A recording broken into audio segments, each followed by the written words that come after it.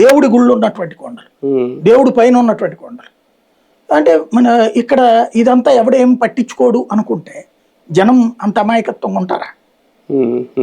కానీ రేపు పొద్దున్న జగన్మోహన్ రెడ్డి గారికి ఇవన్నీ ఒక పరీక్ష, లేదంటే భవిష్యత్తులో వీటిని ఎదుర్కోవడం కష్టమా? ఏం చెప్తారు ప్రజలు? చాలా రోజులు 3 ఏళ్ల తర్వాత కదా, ఈ లోపు ఒక్కోటి. ఇప్పుడు జగన్ చేసినప్పుడు పాజిటివ్ చేసుకొచ్చాడు, అన్ని పాజిటివ్లు చేశాడు, కొన్ని చెడు చేశాడు.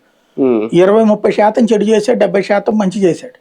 ఆ 70% మంచి పక్కకి వెళ్ళింది, 30% చెడే ఫోకస్ అయ్యి దిగాడు. వీళ్ళు 70% చెడు చేస్తున్నారు, 30% మంచి చేస్తున్నారు. సార్, టీడీపీకి కూడా గ్రౌండ్ లెవెల్లో కార్యకర్తలు అధిష్టానం కంట్రోల్లో లేకపోవడం వల్ల ఇవి జరుగుతున్నాయా, లేదంటే వాళ్ళకి తెలిసే ఇవి జరుగుతున్నాయా?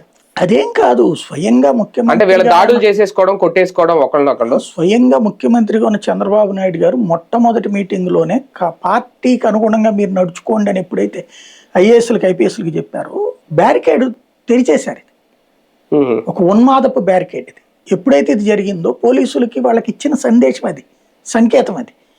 మా వాడు వస్తే పని చేయండి. మా వాళ్ళలో మా వాళ్ళు కొట్టుకుంటే, ఇప్పుడు తెలుగుదేశం, జనసేన, బీజేపీలో ఎవరైనా కొట్టుకుంటే తెలుగుదేశం వాడినే కాపాడండి, వైసీపీతో అయితే కనుక మా వాడినే కాపాడండి, మావాడు మర్డర్ చేసి వచ్చినా మీరు చూసుకోండి, మావాడు ఎవరినన్నా కొట్టొచ్చి వాడే కొట్టాడని కంప్లైంట్ పెడతారు తీసుకోండి అనినే కదా ఇక్కడ.